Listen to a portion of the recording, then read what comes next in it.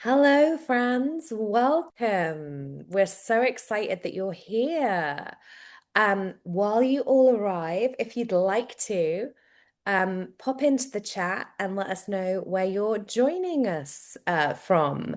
I am in London, and so is Areej. Areej is hiding behind the WTS logo right now.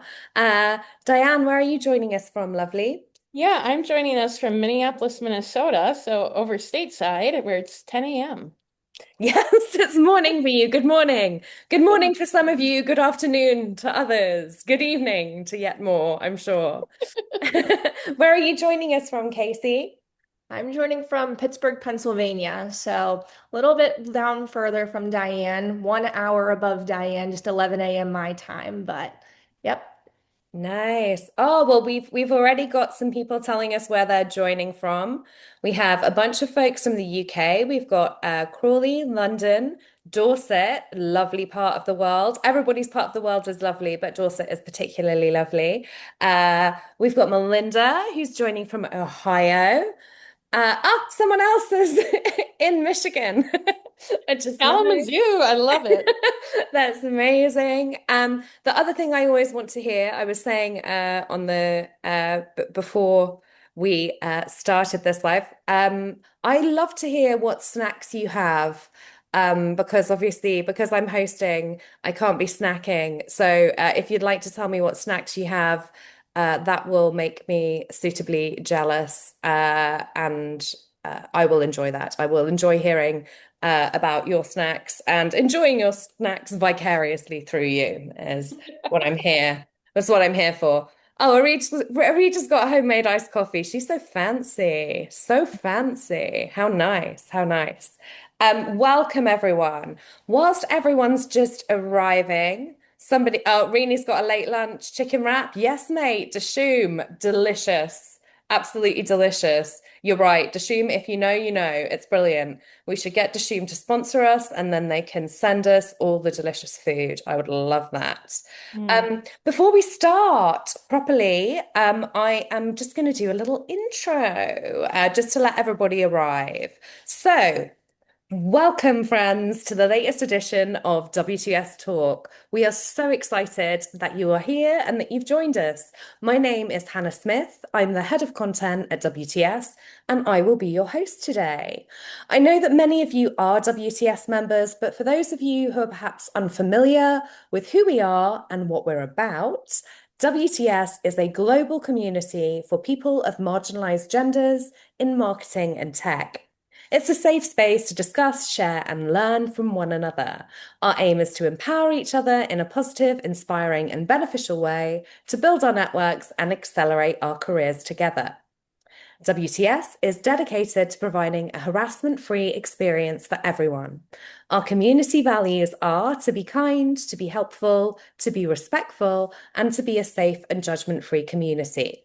We would ask that you adhere to our code of conduct, the WTS way, throughout this event. If you're unfamiliar with it, it can be found on our website, womenintechseo.com. I'll be kicking things off shortly, but before we do so, here's a few quick housekeeping notes. Here's how we're going to be running the session. Diane and Casey will present. I will introduce them in just a second. After they finish their presentation, we're going to be taking questions from attendees. So if you do have a question, please pop it in the Q&A and we'll get through as many as we can after this session. I'm sure that you will have tons of questions on this topic. I know I do. I'm going to do the introductions. Joining me today are Diane Kulseth and Kacie Emeigh from Siteimprove. Siteimprove is an agentic content intelligence platform that brings together accessibility, analytics, SEO, AEO, and content strategy into a single continuous flow. Diane Kulseth is Manager of Consulting Services at Siteimprove. She specializes in creating search strategies that don't just check boxes, they elevate experiences. Her approach combines technical excellence with deep user empathy, built on scalable processes that support teams who are stretched thin. Whether it's working with higher ed, healthcare, or enterprise clients, she brings structure to chaos while advocating for a more inclusive and human web. Welcome, Diane. Thanks, Hannah.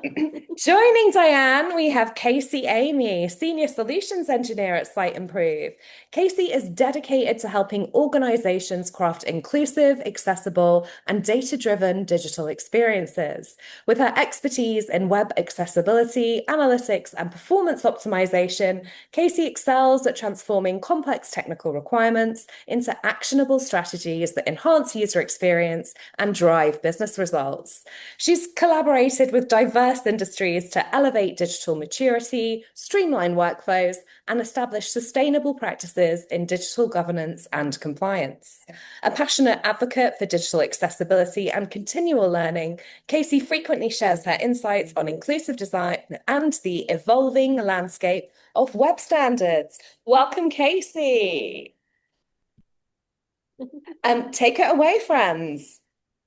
Thank you so much, Hannah. And fun note for anyone from the WTS crew, Hannah was actually my mentor for the last round of WTS mentorship, so it's kind of special to have her doing the intros. And I see some of my mentees in the chat too, so everything's coming full circle. But we're so thrilled to be here and to be talking all about really topics that both Kacie and I are so passionate about when it comes to accessibility and how that really ties together now in this realm of AI search. So Kacie is really knowledgeable on all things accessibility, and my focus is primarily digital marketing. And so we'll let Kacie kind of start things off when it comes to accessibility. Awesome. Thanks, Diane, and thanks, Hannah, for the introduction. And really on the screen here, these numbers should really get your attention. Up to 50% of your organic traffic is at risk. And I don't mean that in a term of someday, it's really today. Buyers are already turning to ChatGPT, Gemini, Perplexity, Claude, and instead of scrolling through traditional search. ChatGPT alone right now accounts for nearly 2/3 of AI-driven traffic. So these really aren't niche tools anymore, like we were saying, whether it was 6 months ago, a year ago. They're really becoming the first stop in your buyer's journey. So it isn't no longer a question of, is this shift happening? It's whether your brand's showing up when it does happen. So Diane, if you want to, apologies, my screen here. AI is really reshaping again how buyers discover you, and your competitors are already showing up in those AI generated answers. Left unaddressed, it can create a cascading set of consequences, which over on the right-hand side, content teams really work blind. They have no visibility into how AI interprets and uses their work. So it's very hard to optimize for that. Brand accuracy slips. AI shapes the perception of your brand without your input now, which could potentially misrepresent what you're offering. Pipeline and revenue erode. Competitors become the default answers in high intent moments, directing that traffic and that trust away from yourselves. Leadership can't answer questions. They can't answer the board.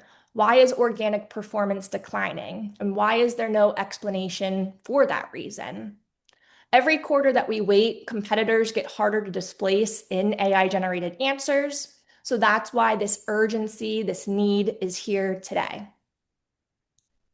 But really, with search, it's not the only industry that's evolving. We also see our accessibility industries starting to evolve as well. The requirements are continuously ever expanding. As we look at the United States, we have the ADA, Americans with Disabilities Act. We have Section 508, which is an addendum to that act, as well as ADA Title II. In Canada, we have the ACA. We have Accessibility for Ontarians with Disabilities Act, as well as other evolving expansions within Europe and other countries. So again, it's not just AI landscapes that are ever evolving. Accessibility is also continuously evolving, which is why it's just as important to make sure these efforts are in place there as well. And when you actually start to fix accessibility, there's more benefit than just compliance. When you fix accessibility in digital governments, this impact can show quickly. So even just taking a look at the numbers that you see here on my screen, faster sites convert better.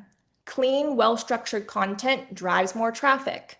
Accessible experiences increase your audience size, which ultimately can help to increase conversion or goals for our website.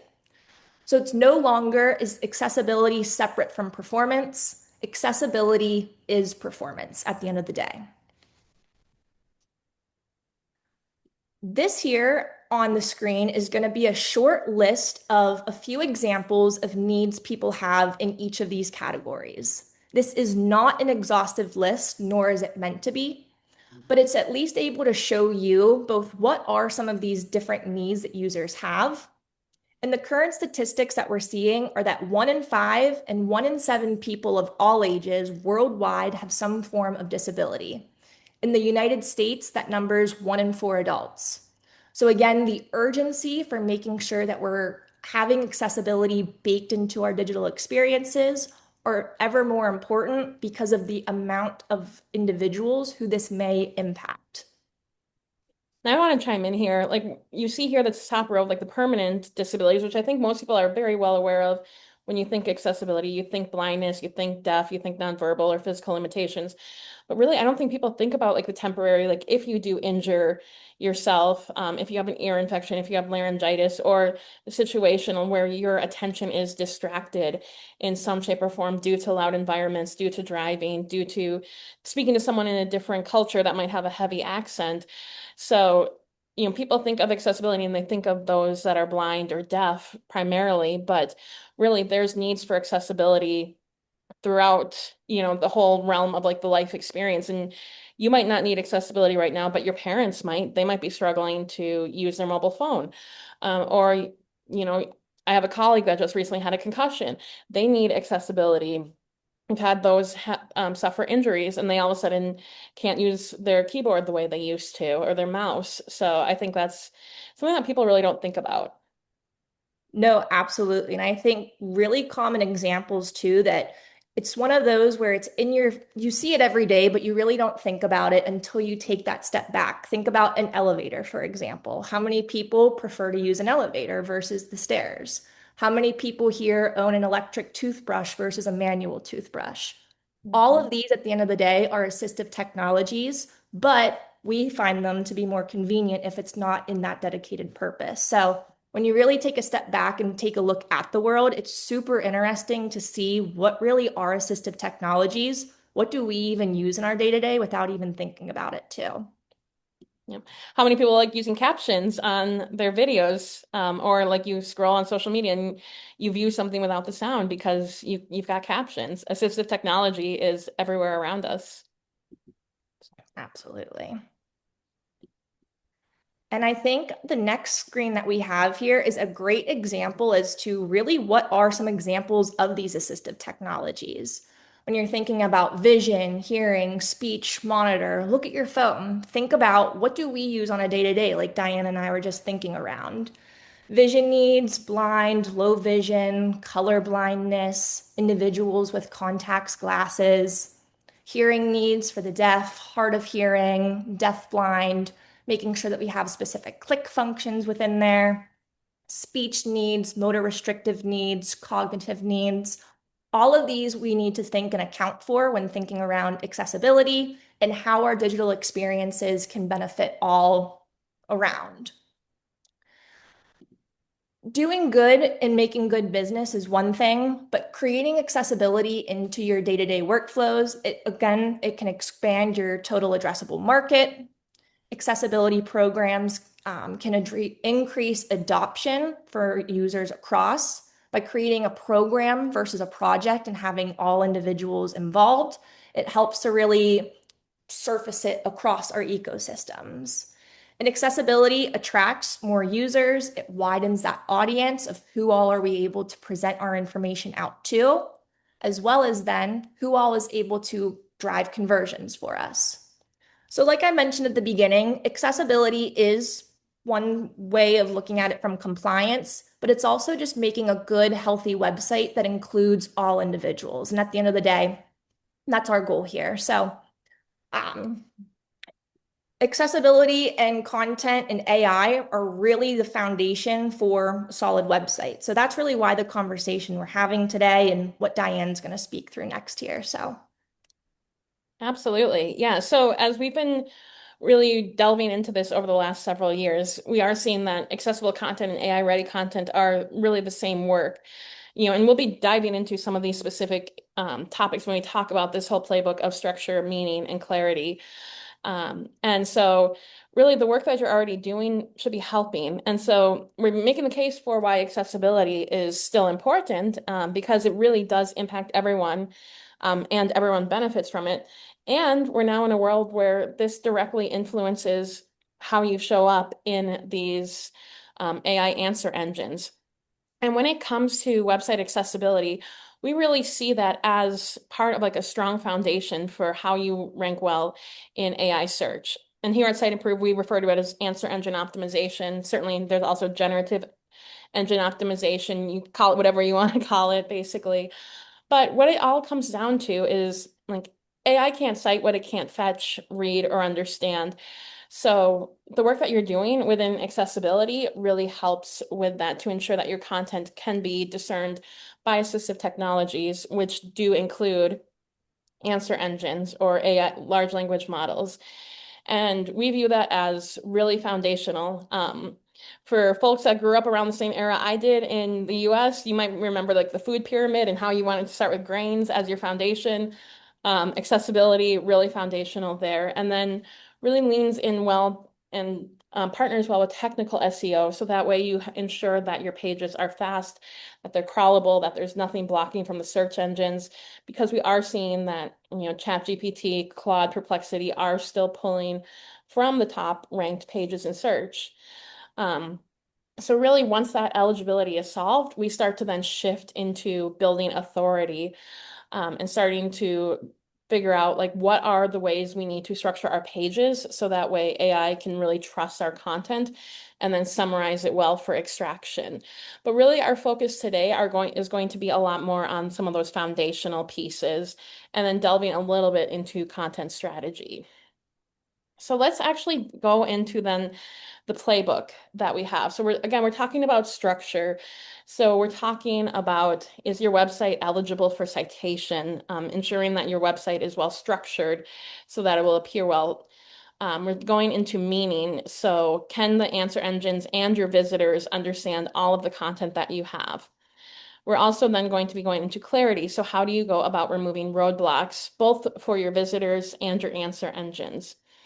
So everything in this webinar is really resting on that technical foundation. If it's shaky, everything else on that pyramid doesn't matter. You can have the best content in the world, but if the answer engines can't parse it, it's not going to be cited. If humans can't access it, they're never going to get far enough to actually convert. And that's what really matters here. Like visibility is great, but being chosen is what we really want. We still want impacts to our business. So we're going to have several different sections, 5 to 6 components in each section that talk about the dual payoff and the maintenance rhythm for accessibility and AI search. And speaking of those maintenance rhythms, we have a little handy visual key for when you need to make changes to each of these elements. And we'll also call these out for those listening in and not simply viewing the slides. But the calendar will indicate time-based improvements. So something you might be looking at quarterly, annually, we'll call that out. Or you'll see the lightning bolt. That's in the event-based improvement. So do this when you publish a blog post. Do this when you're going through a website refresh. So we've got a lot to get through in the next couple of minutes. So let's go ahead and dig in. Again, key thing to remember here is that all of these issues do affect both accessibility and AI search. So without further ado, let's talk about structure. And I've broken this out into two sections. So your technical structure, which is going to more or less refer to your website as a whole, and your content structure, which will kind of be more on like a page by page basis. So I know several of you are long-term veterans of the SEO space. So robots.txt, you know it, you love it. But from an accessibility standpoint, when this file accidentally blocks CSS or JavaScript, it actually breaks the page for your assistive technologies that are in like reader mode tools. And it really, if you block it from bots, you block it from assistive tools too. So if you're loading in anything via JavaScript, those with assistive technologies aren't able to read it. So definitely something to review. From an AI search perspective, it's the first file that most crawlers request. And it's also now where you can explicitly decide whether GPT bot, Claude bot, Perplexity bot can access and cite your content. So this is something that we recommend revisiting annually at the minimum. But if you're going through any sort of web migration, CMS platform redesign, that you review it too at that time. Similarly, obviously we know sitemaps, both XML and HTML we're talking about here. From that accessibility standpoint, though, your HTML sitemap is the one that we really want to call out because sometimes visitors can really struggle with complex menus. So having an HTML sitemap helps to really give them that table of contents, that easy to understand way of how to access their content. This is helpful for those that rely on the keyboard as opposed to the mouse. They can just quickly tab over, as well as those with cognitive disabilities. So again, it's providing that direct overview of the site without navigating through nested navigation. And this is actually something that's called out in the WCAG standards. So this is an acceptable way to get multiple ways to your content. From an AI search perspective, the XML sitemap is the roadmap that the crawlers and AI indexers directly go to. They know what it's about, they know how fresh that content is, and when they can expect to see maybe updates from that. So this is something that we recommend auditing quarterly and anytime you do some sort of URL migration or major content push. Going into canonicals. So again, from an accessibility standpoint, this is ensuring that a user landing from search or a shared link is actually getting the most up-to-date content and going to a piece of content that's actually remediated and maintained. They could be going to something else that piece of content that is actually out of date because duplicate URLs tend to lag behind on fixes because folks want to focus on the content that they're actually trying to rank. So this is why canonicals are so important from an accessibility standpoint. Without them, from an AI perspective, ranking signals can then split across duplicates and AI may cite the wrong URL. So certainly always great to have some form of canonical hygiene in place anytime you launch new templates, anytime you do URL parameters or restructure existing URLs, make sure you're revisiting your canonicals. This also leads us to redirect hygiene. At the top of the call, it was mentioned that I work a lot with higher education. This is so common, especially with universities, that we see every time a new refresh happens, there's a new set of redirects, and we get, 3 to 5 redirects in. And every time there's a redirect hop, that adds latency to your screen reader users. So they hear an announcement or an interruption every time you hop. So your page A, they're saying, we're going to page A. Oh, wait, now we're going to page B. Now we're going to page C. Oh, we finally landed at page D. That's a very disruptive experience. From the AI perspective, the chains can really dilute ranking signals. So we really want to make sure that at least quarterly, we're taking a look at any sort of redirect chains that you have and really trying to flatten that. So instead of having page A through D, that you're really going, let's redirect straight to page D and keep our visitors from hopping and our assistive technology users hearing that interruption every single time. From a DOM perspective, so the document object model, this is so critical from an accessibility standpoint because this is where screen readers, keyboard navigation, all of it follows DOM order, not just visual order. So when you load a website, you're reading top to bottom if you're a cited user, but those that aren't cited or using assistive technologies are going based off of the DOM. So your CSS could actually rearrange things visually. So what you and I see may not actually be representative of the DOM. So we want to make sure that there's a consistent structure. Otherwise, it really scrambles the meaning for your page or your site.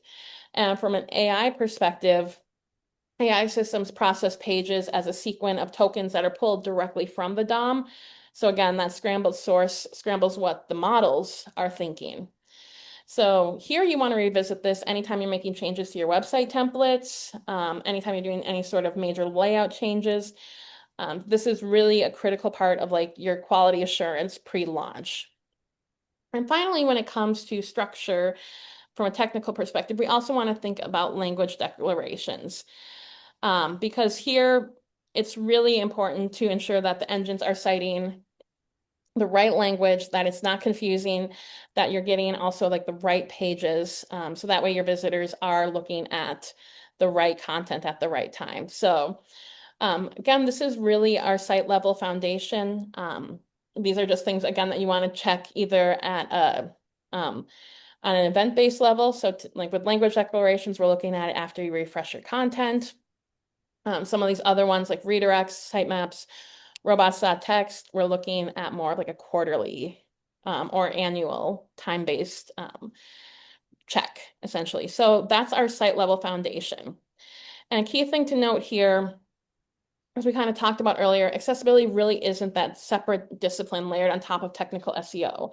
It's now what technical SEO looks like when you start to take seriously that machine readable layer, which is really the work that we've all been doing for years, but it's really becoming more and more important when you are layering in the realm of large language models that don't crawl the same way your websites typically crawl. So let's go into then the second part of that. So content. So we've got 5 pieces here. So think about this as like the floor plan of a single page. What we want to focus on is that AI systems read your page the way a screen reader does.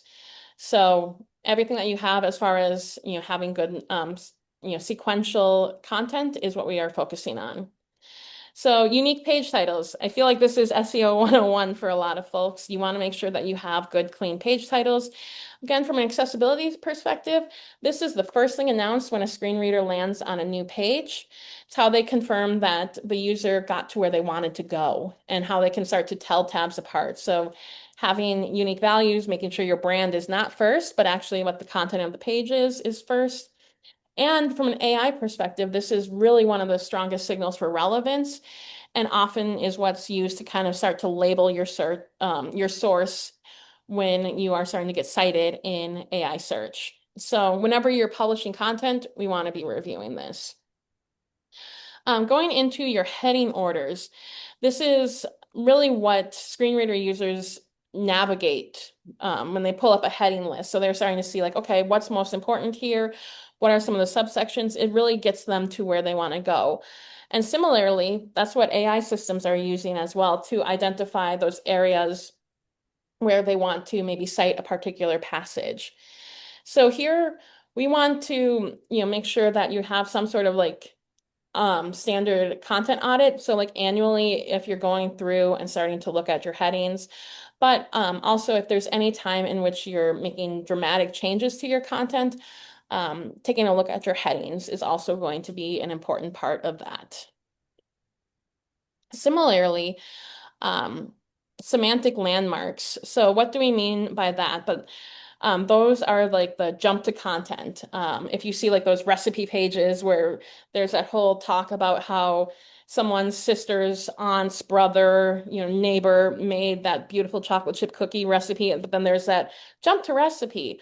That's what we're talking about when we're talking about semantic landmarks. And so here, this is really helpful also that this is clearly called out for those using assistive technologies. So that way they know exactly what regions exist on the page and which one they want to go to actually get to the content that matters. So this is one that you just want to look at when you're building your templates and then check in on anytime you're adding new components. So from an AI perspective, this helps to share like, okay, this first piece of content maybe isn't all that valuable, but the stuff that we're saying jump to the main content is really what you want to focus on for what's eligible for citation. And then we've got our proper list and table markups. So here, like when for assistive technologies, users are getting a list scope. So like here's a list of 5 items. Item number 1 is XYZ, item number 2 is ABC, etc. So important to make sure that you actually are coding any list as actual lists and not just as items with line breaks or divs, div tags that you really do show that they are an actual list. This is also something that AI systems reward as well, and they call out and cite a lot more often the actual lists that you see, whether they're numbered lists or unordered lists. But calling them out, whether it's bulleted or numbered, is going to help both the end user and those AI engines. So something that you revisit anytime you're publishing content, just include that in your, final QA checks.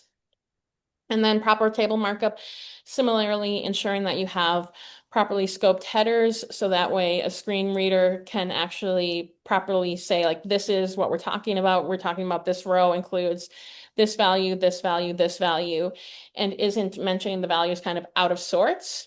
So otherwise you have visitors who are hearing numbers with no meaning behind it, and so they don't really understand what they're getting at. And again, with AI search, much like we saw with the proper list markup, this allows for that data to be properly extracted and summarized in those AI engines.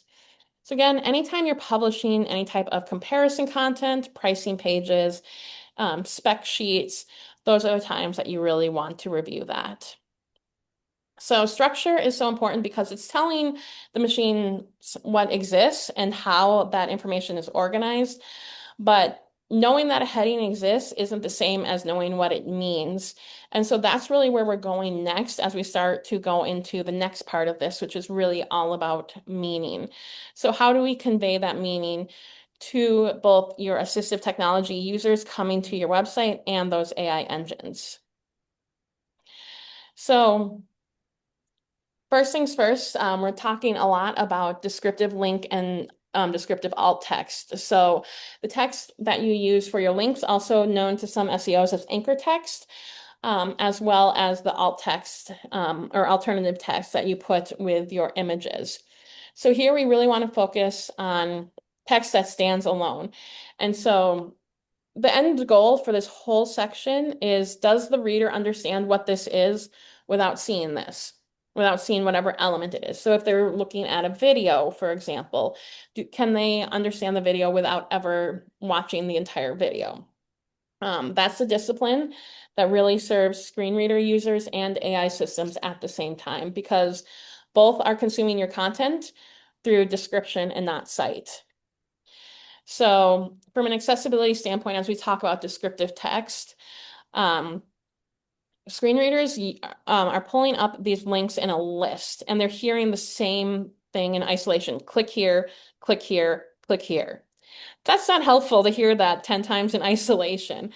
So you want to make sure that you're actually distinguishing, click here for our annual report, or read more about how WTS, is active in the community, for example.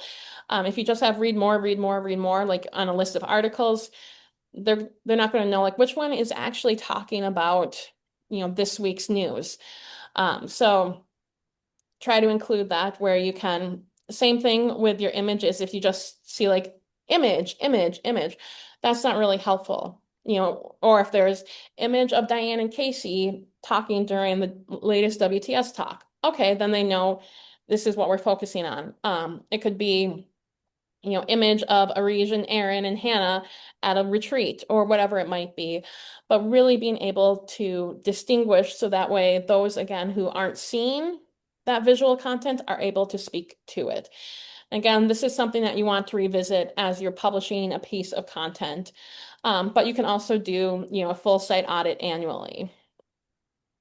Content pathways. So what we're talking about here, internal links, how your content is discovered. Those of you who have worked a long time in SEO are well familiar with internal links and their benefit from SEO, but it's also very important for content, especially if you have anything where you have like JavaScript-based content. You want to make sure that you can at least get to the content via your links. So um, that's just another thing that's very helpful, especially for those that are coming in via your keyboard navigation. AI search, again, internal linking is one of the strongest signals for traditional search, and it's also a strong signal for AI search to really show that related content and show your topical authority for that particular content. Breadcrumbs, I like to say like this is like when you're looking at a map and it's like you are here. Breadcrumbs help to show you that story, and that also reduces like the working memory for visitors coming in from screen readers. So it's able to kind of show that hierarchy of like, where does this page particularly belong? And screen readers then are also able to then announce like, hey, you're coming to this particular page, which is sourced or like part of these other pages. When with AI search, if you use like breadcrumbs list, they explicitly, tell the AI systems how your content is organized hierarchically. So again, building in that topical authority, and showing that you do have a lot of content around a particular subject matter. Accessible pagination, so being able to have real clear indicators of what page you're on, allow keyboard and screen reader users to be able to navigate paginated content. So if you've got a list of articles, we're on page 1 and there's 5 pages, then they're able to keep track of, okay, we've made it to page 1, now we're going to page 2.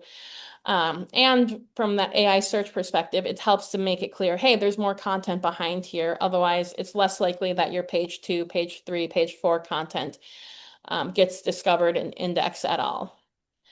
So a lot of these are oftentimes, things that you're really doing on that event-based framework. So anytime you're touching particular content or you're looking at listings pages, that's when you're really focusing on a lot of these elements that we're talking about here.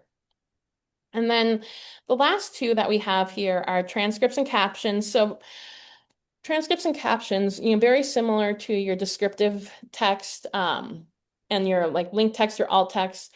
This is so important for any type of audio files that you're doing. So if you think of like podcasts or videos that you're doing, making sure that you do have transcripts and captions on all of your videos that you put out there, because these are so essential for deaf and hard of hearing. And as I said at the beginning, I like to watch videos on Facebook when that have no audio, or like I don't want to click into the audio because I might be out and about and I don't want to disrupt people.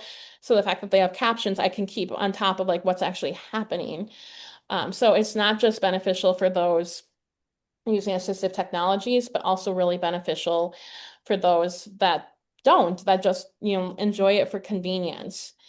And from an AI perspective, this is, really converting that otherwise invisible audio and video into actual indexable, citable text. So it's really one of the clearest AI visibility wins out there right now. So anytime you're publishing content that is visual in nature, video or audio, you want to make sure that you're doing this. This isn't something that you can just like opt out of. It's absolutely critical, both from that accessibility perspective and from that AI perspective. And then structured data. One of my colleagues, for those of you who've met Jeff Coyle, I know some of you met him at a London-based center. He always says like you can't fact your way out of good content. So like using FAQ schema, always, something that people, especially right now in AI search, are talking about all the time. But from an accessibility standpoint, the benefit's really indirect here. It gives the visitors more context before they click. So helping with cognitive load, helping with screen reader list navigation. The schema is important, but it's not necessarily like going to be something that's going to be, oh, this is a quick win to the top of AI search. And again, we all know that it can also provide additional context for those AI answer engines as well. So these we recommend looking at, of course, anytime you publish content, you want to make sure like, does this content type benefit from having some sort of structured data markup? and providing that vocabulary and a vocabulary that the search engines already understand. But then also we recommend every year going through and auditing your structured data markup so that way you can check like, is this still relevant for this piece of content? Or did we possibly add in, a module that talks about questions that are commonly asked? We want to add an FAQ schema there, etc. So really, meaning tells machines what something is, and then we move into clarity and going into, will this actually work for our visitors? So when we're thinking about clarity, something that people aren't thinking about a lot yet is that AI agents are increasingly interacting with the web. They're tabbing through forms, they're reading labels, they're following focus modes. So all of these practices aren't just helping those with screen reader usage. They're not just helping, your standard large language models, but this is also helping for AI agents because they're going to be navigating a lot of times, like this automated agent is going to be navigating the same way like a keyboard user is navigating your website. So things here we want to talk about from a clarity perspective, readability. So being able to say what you mean plainly. This helps visitors with cognitive disabilities, dyslexia. I mentioned a lot of times I have a loved one with long COVID. The way that she reads a document now is completely different than it was 5 years ago. So, people around you, really are looking for easier ways to understand your content. And AI systems are also no different. They want to be able to really clearly understand the sentences that you have. So this is something with every content refresh that you're doing, you want to address your readability. Keyboard accessibility. So we just talked about this, but that ability to navigate through a page by just tabbing. Not everyone can use a mouse. So if you can tab through and access all the pieces of content and that they're in the right order, again, that's where that DOM reading order is so important. Being able to then see, like, are we going left to right, top to bottom, or are we going left to right on this subsection and then going over to a sidebar that we have? This is essential for those, like I said, with motor disabilities that need some sort of control outside of their mouse. And from that AI perspective, those that are navigating on a user's behalf are really operating programmatically. So they're really going through and tabbing to find what they're looking for. Content that's behind only like hover only or gesture only interactions is really going to be invisible to both of those, your AI agents and those with assistive technologies. So anytime you're launching any sort of interactive component or widget, that's when you want to address it. Focus states and focus order. I am seeing hands popping up. Yep, we're just wrapping up here. Perfect. But visible focus is really answering where am I? And the tab order is really looking at where am I going? So you want to make sure that you're keeping your focus visible and keeping your site operable for both users or agents. So here you want to revisit your focus states every time you're doing a design system update or a component refresh. Form labels, as you're building out forms, you want to make sure it's clear, like if this is for your first name versus your email, definitely call that out. Otherwise, it's going to be hard for the agents to know, oh, I need to fill this out for this particular person. Oh, I need to schedule an appointment for them. But where do I put their name? Where do I put their phone number? So every time you build a form, you want to check that. And then the last two are really content related. So topic to page mapping. So those with cognitive disabilities, focusing on one topic per page really helps them to associate that content well. And it really helps the AI engines to be clear about their intent. So it's very common right now that we're seeing with our customers a lot of content where it's like, oh, let's answer absolutely everything about this particular topic on one piece of content. And it might be like 2,500 words. Here, this is something that we really recommend focusing on one topic, one page where possible, and making things clear with headings. So something that we would recommend reviewing at least quarterly. So that way you can show that you are answering questions very clearly. And then finally, content freshness. So this one's pretty clear. Is your content up to date? This helps, reduce the burden on users using assistive technologies to understand whether this content is still reliable, and they don't have to like search around for publication date. And from an AI perspective, it shows this is definitely something we want to then focus on.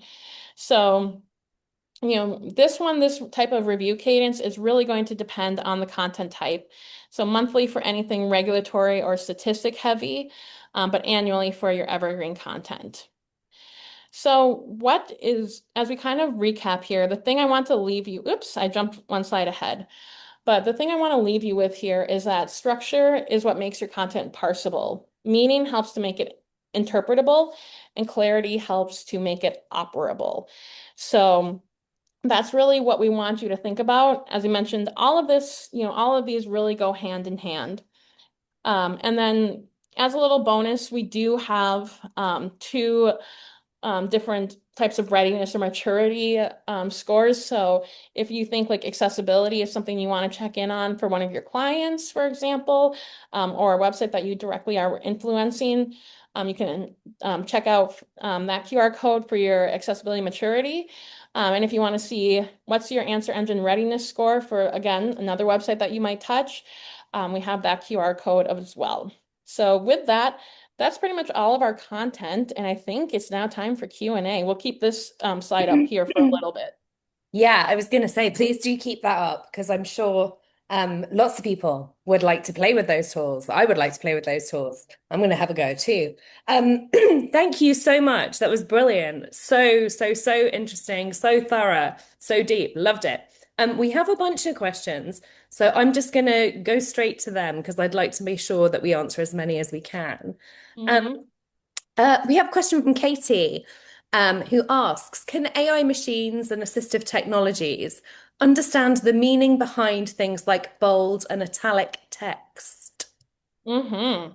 Yeah, that's a great question. If it's properly done, yes. So if you are using like proper HTML, and it says like bold, or like what is it, B? Yeah. Yes, it is able to pick up on that. So absolutely. Amazing. Really interesting.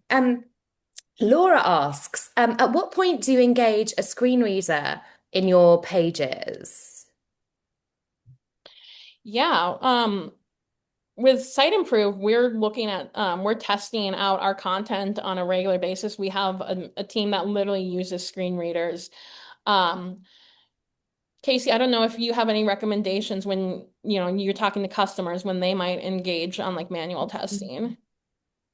I really think it comes down to the readiness of the organization. I always say there's a walk run approach, or there's just that run approach of when you're ready to embed accessibility, because to be fully compliant, you still have to have that manual testing component. It's just Mhm. we want to start with automation and add in manual later, or kind of gear all up at one point. So I don't think it's a question as to when. I think at any time it's important. It's just kind of up to the organization when you're ready to. But Yeah. earlier, always the better. Yeah, strong agree. Strong agree with that. And I imagine it's really revealing, like actually just using these technologies, you and you're then experiencing it as someone who is using these technologies. I bet you suddenly go, oh no, this my beautiful website is horrible. I imagine it's really revealing, really. Um, We've we've actually had that at Siteimprove. We've had our designers create some like really gorgeous websites, and then our accessibility team comes in, and I'm feeling back because Brittany's on our marketing team, so she's definitely dealt with this where it's like marketing creates this beautiful thing, and our accessibility team comes in like, well, actually, you need actually. to do this and this and this. And they're like, why? And they're like, because it's actually helpful for our visitors. It's one of those too, when you actually hear the screen reader giving the input Mm. of what it sounds like. When you hear it for about a minute, you're going to go back and say, I'm never going to make this problem again, because if my head hurts, you can only imagine. So they're very Exactly. impactful use cases. Yeah, definitely. Another question from Katie. Do the machines read a page from top to bottom like a human? Do they look at it all in one go? Do they hop from heading to heading? How does that work? That's such a good question. I mean, sometimes it's the document object model, like really how Yeah. that's framed up. Casey, anything you want to add? I saw you nodding along, so. It's really going to be based off of how you have that structured and a lot of within the DOM. So it's really important to make sure you have the proper headings, aren't having those missing so that it can read it properly, because in most cases it's going to take it from that order. Okay, Yeah. cool. Thank you. Um, I have an anonymous question. Can you expand on how internal links Hmm. positively impacts AI visibility? Like, so what's the deal Yeah, with AI visibility and internal links? absolutely. Yeah, and I see they're also saying like linking via node instead of URL. Yeah. The key thing here is that you want to make sure that it's very clean and that link is very accessible, so that way you're showing the relation of content to one another. Mhm. Especially if you're building out any sort of like content clusters. So if you're talking about, like for example, Siteimprove, we talk about accessibility a lot. So we have like our core accessibility page, we have blog posts on accessibility checkers. We want to make sure that those are all linked together so that way our visitors know, hey, we are talking a lot about accessibility. Here's some other resources that may be beneficial to you. But then from that AI perspective, as these engines, like we'll say ChatGPT, for example, is learning more about Siteimprove and they're ingesting information about Siteimprove from their, topic retrieval. They're able to understand, okay, Siteimprove is talking a lot about accessibility, and here's some other resources that we may wish to retrieve if someone's asking about, a very particular accessibility need. Mm. Yeah, fantastic answer. Thank you. I have a question from Sarah. Sarah asks, do you have a recommended like word or character limit for regular pages and article pages, or like a maximum? I Mhm. feel like this is a question that people ask a lot, so I'm really glad. Thanks for asking this, Sarah. Yeah, and I see there's also the very next question is also, do you have any recommendations around content length? So Yeah, it's the perpetual it's question, isn't it? so Yeah. common. I know like within Siteimprove, like what we are doing is we're encouraging our customers. We have what we call like our SERP X-ray, so search engine results page X-ray. And this is not meant to be like a plug for Siteimprove, but like where it looks at, here are like the top 20 websites ranking for this particular term, and here's what that average length is. Hmm. Because it really does vary based off of each type of content. If you're asking about, what's the impact on, this latest medical research, the search engines and the AI engines are really going to be looking for something very thorough. They're probably looking at, thousands of words, if not more.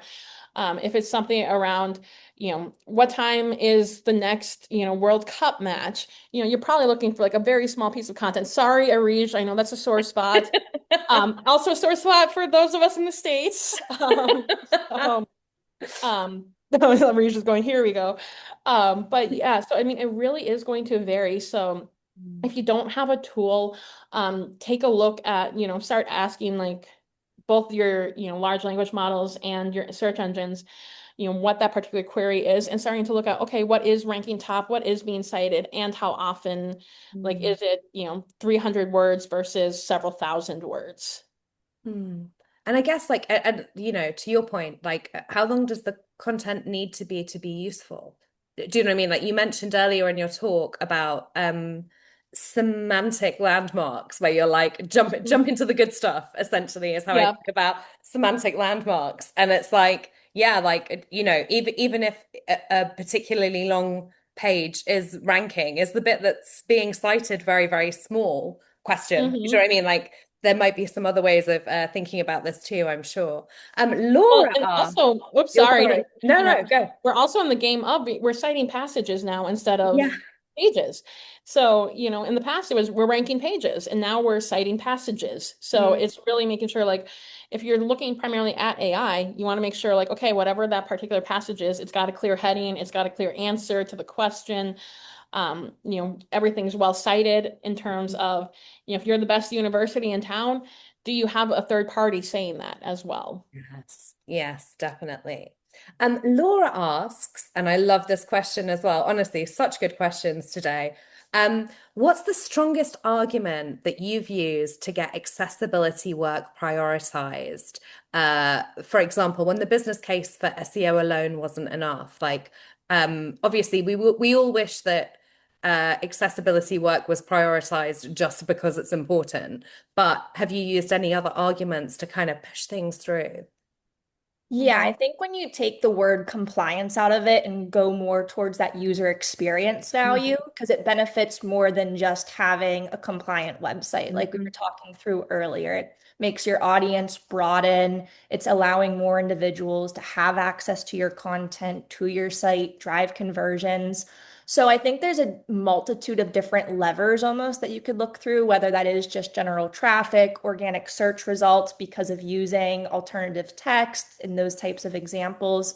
So a lot of analytic values, I believe, are going to be skewed once accessibility is starting to be put in place and just monitoring that over time and saying, hey, now that we've made one of our landing pages more accessible, we're now starting to see traffic increase 5% this month or whatever the case is. So I think it's when you take that compliance word out of the picture and you go more user experience, that's Mm. ultimately what's going to get people more attention driven to the project because user experience then drives conversions, drives traffic, helps Talk everything. money to me, talk money to me, always. Well, and I see Rennie brings up too, like, in the chat, like when you hear customers' experiences with inaccessible content, you definitely start taking into account. I went on site with a very large customer here in the United States, very large agricultural brand that a lot of folks here would know. They actually brought someone in. They found someone, not related to Siteimprove at all. They just hired someone to come in who was using assistive technologies. He was blind, and he tried to make a purchase of one of their like primary products, and they were like, "Wow." When we actually saw like just how much he struggled to actually do one of like the most core foundational pieces on our website, they're like, it was a no-brainer. We saw like, okay, if this is what other folks are dealing with every single time, how much money are we missing out on here? So sometimes being able to get that real life experience is so important. Exactly. We are about to run out of time, I'm afraid. I wonder if I might be cheeky. Could I send these questions to you, and maybe you could drop me a quick couple of responses because we are out of time. Mhm. Thank you so much for this presentation and for the fantastic answers to all the questions we've managed to get through. I'm so sorry if we didn't manage to get to your question, but I'll send them on to Diane and Kacie, and I'm sure they'll be able to like drop us a couple of notes or thoughts. That would be amazing. Thank you so much to both Diane and Kacie for sharing their knowledge with us and giving us this framework, which yeah, like I think is an incredible way of thinking about this stuff. Thank you very much. Thank you so much. And thank you all, attendees, for attending, for your wonderful questions, for your thoughts that you shared in the chat. Please do go and give the tools a try that Diane shared QR codes for. Let us know how you get on. I'm excited to have a play with those. Yeah, and we will see you next time. Thank you so much. Thanks, everyone. Thanks, everybody.